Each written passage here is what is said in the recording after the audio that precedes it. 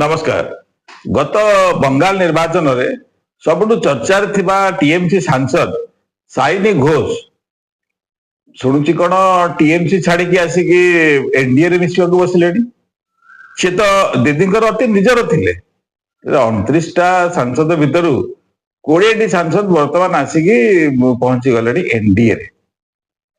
Election प्रचार बेले से कही जे जो गीत गोटे भाइराल होता जे दिल में है काबा मुंह में मदीना आकु बहुत जोर रे बंगाल जाक पूरा प्रचार करथिले साइनी घोष जोटा कि गोटे तुष्टिकरण गोटे माध्यम आउ गोटे तुष्टिकरण पाई से बहुत बाट आगे जाइए शिवलिंग को विकृत करवा एटा भी तांकर गोटे माने तुष्टिकरण पाई बहुत जोर से चेष्टा करथिले किंतु सेटा काम देला नाही।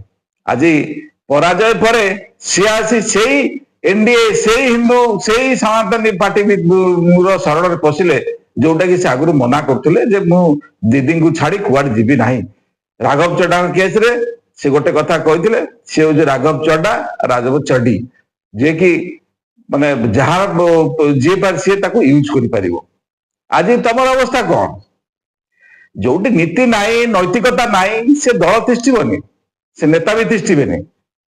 दल तिष्ठे माने सशक्त कर्मी सचोट कर्मी एवं कर्मठ कर्मी कांधरे दल तिष्ठे नहीं यही भली तुष्टिकरण कथा कहीकि ताली माने लोक नवा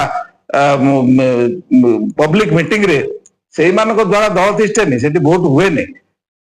एटा आगामी दिन में प्रत्येक नेता प्रत्येक दल प्रत्येक इंडिविजुअल को चिंता करने दरकार जे जहाँ पाखे सचोट कर्मी थे जे सचोटतार सहित काम कर कर्मठ कर्मी थे से आगामी दिन में सरकार कर जार नीति नैतिकता ठीक थी जो दलर नीति नैतिकता ठीक ना जो दल रे सचोट कर्मी नहांती सशक्त कर्मी नहांती कर्मठ कर्मी नहांती सी तिष्ठा कष्ट हम कहीं यही माने ही विरोधी दलर कटु मंतव्य को सही निज रास्ता निजे काम करते दल पाई से स्वार्थ किसी न था।